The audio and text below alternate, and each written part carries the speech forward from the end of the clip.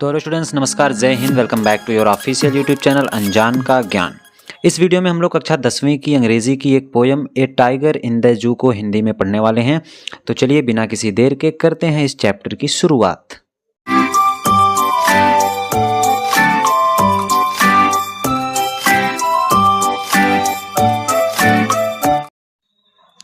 तो स्टूडेंट्स, इस चैप्टर का नाम है ए tiger in the zoo. A tiger in the zoo का मतलब चिड़ियाघर का एक बाघ। तो इस कविता में दो बाघों के बीच में अंतर दिखाया गया है। एक बाघ जो चिड़ियाघर में रहता है और एक बाघ जो अपने प्राकृतिक आवास में रहता है, यानी कि जंगल में रहता है। तो इन दोनों के बीच में अंतर बताया है लेस्ली नॉरिस ने। इस कविता के रचयिता है, इस पोयम के लेखक जो हैं लेस्ली नॉरिस हैं।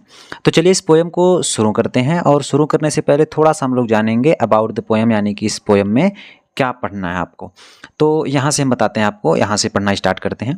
कह रहा कि this poem contrast A tiger in the zoo with the tiger in its natural habitat.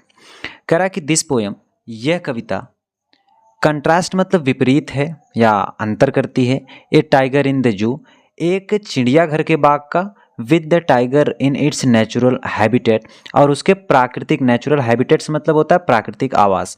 तो प्राकृतिक आवास में रहने वाले बाघ का चिड़ियाघर में रहने वाले बाघ के बीच में अंतर करती है या उस दोनों के विपरीत करती है ये कविता।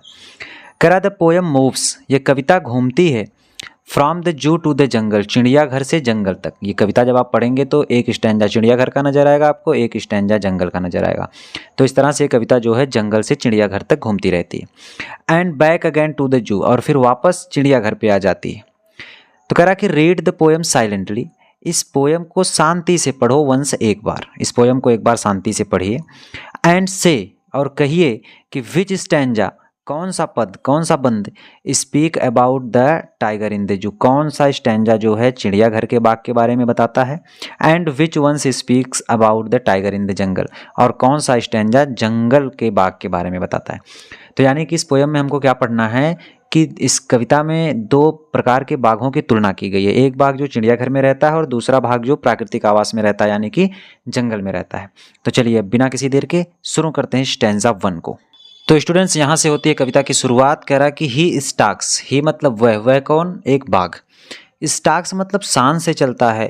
इन हिज विविड, विविड का मतलब होता है बहुत ही चमकीला। स्ट्रिप्स मतलब धारियों में। तो कह रहा कि ही स्टाक्स, वह शान से चलता है। इन हिज विविड, अपने चमकीले, स्ट्रिप्स मतलब धारियों में, यानी कि एक बाघ है जिसके शरीर पे धारियां बनी है, जैसे आप जानते हैं बाघ के शरीर पे धारियां बनी रहती है। तो अपनी चमकीली धारियों से वह जो है शान से चलता है। The few steps, few steps मतलब कुछ कदम, ऑफ हिज केज मतलब अपने पिंजरे में। तो अपने पिंजरे में कुछ कदम चमकीली धारियों के साथ वह शान से चलता है, यानी कि इस स्टैंजा में चिड़ियाघर के बाघ के बारे में बताया गया है। तो कह रहा है कि वह अपने पिंजरे में कुछ कदम चमकीली धारियों के साथ शान से चलता है। कह रहा ऑन पैड्स, पैड्स मतलब होता है पंजे, उसके पैर के तलवे। तो on pads of velvet quite, velvet का मतलब होता है गद्देदार व मुलायम। तो उसके पैर के तलवे गद्देदार और मुलायम हैं। क्वाइट, क्वाइट का मतलब शांत, इसलिए वह शांति पूर्वक चलता है। तो आप क्या कहेंगे कि वह अपने गद्देदार और मुलायम पैरों से शांति पूर्वक चलता है। इन हिज क्वाइट, क्वाइट का मतलब होता है शांत, रेज का मतलब होता है उत्साह या क्रोध। तो अपने शांत क्रोध में, अब शांत क्रोध क्या होता है कि उसको क्रोध तो आता है, गुस्सा तो आ रही है उस बाघ को, लेकिन फिर भी वह शांत है, उसको कहते हैं क्वाइट रेज। तो कह रहा है कि इन हिज क्वाइट रेज मतलब अपने शांत क्रोध में अपने गद्देदार पैरों से वह शांतिपूर्वक चलता है। दोबारा से देखेंगे। कह रहा कि he stalks in his vivid stripes, वह शान से चलता है इन हिज विविड स्ट्राइप, अपनी चमकीली धारियों में। तो अपनी चमकीली धारियों में वह शान से चलता है। The few steps of his case, अपने पिंजड़े में कुछ कदम। अब इन दोनों लाइन को मिला के कहेंगे क्या कि वह अपने पिंजड़े में कुछ कदम चमकीली धारियों में शान से चलता है।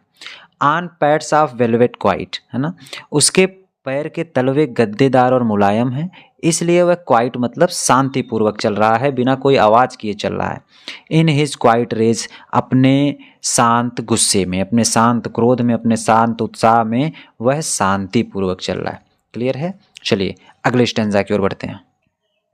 तो चलिए अगले स्टेंजा में कह रहा है कि he should be lurking in shadow. अच्छा, अब तक आपने पहले स्टेंजा में देखा, इस स्टेंजा में आपने देखा कि कवि एक चिड़ियाघर में रहने वाले बाघ की बात कर रहा है, जहाँ पे वो बाघ जो है चिड़ियाघर के पिंजड़े में टहल रहा है। लेकिन इस स्टेंजा में आप देखेंगे कि कवि जंगल में रहने वाले बाघ की बात करता है ना। तो इस स्टेंजा में आप बताएंगे कि जो बाघ जंगल में रह रहा है वो क्या कर रहा होगा। तो देखिए लिखा है कि ही, वह मतलब कौन, जंगल में रहने वाला बाघ। तो कह रहा है कि ही वह शुड बी लर्किंग, लर्किंग का मतलब घात लगाकर बैठना, तो वह घात लगाकर बैठा होगा इन शैडो मतलब छाया में। तो जो जंगल का बाघ होगा वह छाया में घात लगाकर बैठा होगा। स्लाइडिंग, सरक रहा होगा। थ्रो लॉन्ग ग्रास मतलब लंबी घास से होते हुए, तो लंबी घास से होते हुए वह सरक रहा होगा। कहाँ, नियर द वाटर होल, पानी के, वाटर होल का मतलब होता है जलाशय, जहाँ पे पानी एकत्रित हो, तो किसी जलाशय के नज़दीक।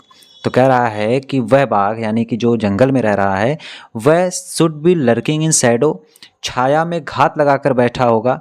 स्लाइडिंग थ्रू लॉन्ग ग्रास, और लंबे घास से सरकते हुए या लंबे घास से सरक रहा होगा नियर द वाटर होल, जलाशय के पास। तो किसी जलाशय के पास लंबी घास से धीरे धीरे सरक कर जा रहा होगा। वेयर, जहाँ पर प्लम्प मतलब मोटे ताज़े, डियर मतलब हिरन, पास मतलब गुजरते हैं, जहाँ से छोटे मोटे सॉरी कह रहा कि वेयर प्लम्प डियर पास, जहाँ पर मोटे ताज़े हिरन गुजरते हैं, यानी कि किसी ऐसे जलाशय के पास जहाँ से मोटे ताज़े हिरन गुजरते हैं, वहाँ पर वह घात लगाकर बैठा होगा और धीरे धीरे लंबी घास से सरक रहा होगा, यानी कि वो शिकार करने की तैयारी कर रहा होगा, जो जंगल का से बाघ है। और वहीं एक बाघ चिड़ियाघर में है जो अपने शांत क्रोध के साथ इधर उधर टहल रहा है।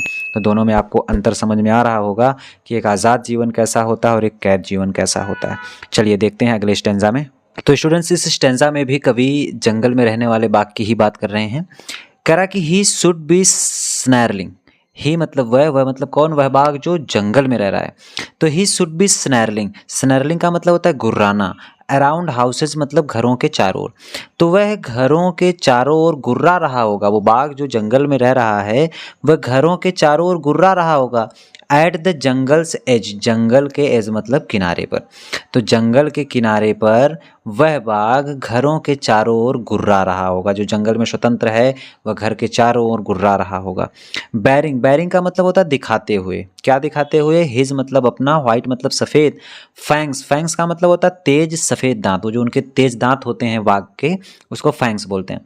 तो कह रहा है बैरिंग हिज व्हाइट फैंग्स, अपने सफ़ेद तेज दांतों को, हिज क्लास, और अपने क्लास मतलब पंजों को, तो क्या कहेंगे, अपने सफ़ेद तेज दांतों को और अपने पंगों को दिखाते हुए, टेरराइजिंग, टेरराइजिंग का मतलब डरा रहा होगा, आतंकित कर रहा होगा। द विलेज मतलब गांव के लोगों को, तो गांव के लोगों को आतंकित कर रहा होगा, यानी कि वह बाघ जो जंगल में है वो जंगल के किसी किनारे पर घर के चारों ओर गुर्रा रहा होगा और अपने सफ़ेद तेज दांतों को, अपने पंजों को दिखाते हुए गांव वालों को आतंकित कर रहा होगा, डरा रहा होगा। ठीक है, चलिए चलते हैं अगले पैराग्राफ की ओर।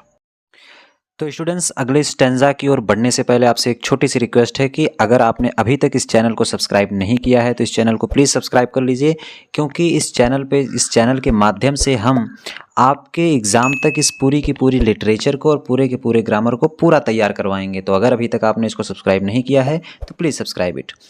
तो चलिए अगले स्टेंजा की ओर बढ़ते हैं। कह रहा कि बट ही इज़ लॉक्ड। अच्छा, इसके पहले के दो स्टेंजा में आपने देखा कि जो जंगल का रहने वाला बाघ है वह शिकार कर रहा होगा या फिर किसी जंगल के किनारे गुर्राते हुए गांव के लोगों को डरा रहा होगा, मतलब वो आज़ाद है, वो कुछ भी कर सकता है। लेकिन इस स्टेंजा में वो बाघ की बात हो रही है जो बाघ चिड़ियाघर में कैद है। कह रहा कि बट ही इज़ लॉक्ड, लेकिन उसे लॉक कर दिया गया है, उसे कैद कर लिया गया है इन ए कंक्रीट सेल। कंक्रीट सेल का मतलब सीमेंट से बनी एक कोठरी में, है ना। तो कह रहा कि लेकिन उसे सीमेंट से बनी एक कोठरी में कैद कर लिया गया है। हिज स्ट्रेंथ, उसकी शक्तियों को, बिहाइंड बार्स, सलाखों के पीछे बंद कर दिया गया है ना। लेकिन वह बाघ जो कैद है, जो चिड़ियाघर में है, उसे सीमेंट की कोठरी में बंद कर दिया गया है। हिज स्ट्रेंथ बिहाइंड बार्स, और उसकी शक्ति को सलाखों के पीछे बंद कर दिया गया है। स्टॉकिंग, और वह शान से चलता है। The length of his cage, length of his cage मतलब अपने पिंजरे की लंबाई पर ही, है ना, पिंजरे की पूरी लंबाई में ही चलता रहता है। और वह पिंजरे की पूरी लंबाई में ही चलता रहता है। इग्नोरिंग मतलब नज़रअंदाज करते हुए, विजिटर्स मतलब आगंतुकों को जो उसको देखने आते हैं। तो कह रहा है कि और वह आगंतुकों को नज़रअंदाज करते हुए पिंजरे की पूरी लंबाई में ही चलता रहता है। इसको पढ़ने के बाद आपको फील हो रहा होगा कि आज़ाद जीवन और कैद जीवन कैसा होता है ना। वह बाघ जो आज़ाद है, जो जंगलों में स्वतंत्र है, कहीं भी आ जा सकता है, कैसे भी रह सकता है, लेकिन वह बाघ जो चिड़ियाघर में कैद है, वह उस पिंजरे की लंबाई में ही चल सकता है और कुछ नहीं कर सकता। उसकी सारी शक्तियाँ, सारी जो क्षमताएं उसकी हैं, सबको कैद कर लिया गया है। फिर आगे कह रहा कि अगले स्टेंजा में कह रहा कि ही हियर्स, वह सुनता है द लास्ट वॉइस, अंतिम आवाज़ को, एट नाइट, रात में। वह रात में अंतिम आवाज़ को सुनता है। किसकी अंतिम आवाज़ को? द पेट्रोलिंग कार्स, गश्त के लिए घूमती हुई गाड़ियों की, है ना। जो पेट्रोलिंग के लिए जो गाड़ियाँ निकलती हैं फॉरेस्ट ऑफिसर्स की, तो कह रहा कि उनके गाड़ी की आवाज़ को रात में सुनता है। तो कह रहा he hears the last voice at night the patrolling cars, वह बाघ जो पिंजरे में बंद है, वह रात को गश्त के लिए घूमती हुई कारों की अंतिम आवाज़ को सुनता है।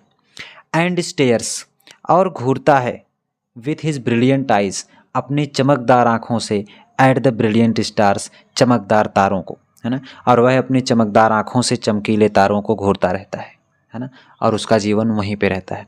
तो इस पोएम को पढ़ने के बाद आपको एक बात समझ में आई होगी कि आज़ाद जीवन कैसा होता है और एक कैद जीवन कैसा होता है।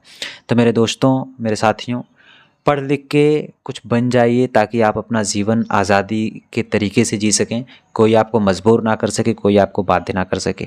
अगर ये कविता आपको नहीं समझ में आई तो एक बार वीडियो को दोबारा से देखिएगा। फिर भी अगर आपको कोई डाउट रह जाता है तो आप हमें कमेंट बॉक्स में कमेंट जरूर करें, और आप हमसे व्हाट्सएप के माध्यम से भी जुड़ सकते हैं। उसके लिए डिस्क्रिप्शन में हमारे व्हाट्सएप चैनल की लिंक भी दी गई है, आप वहाँ को उसको भी ज्वाइन कर लीजिए।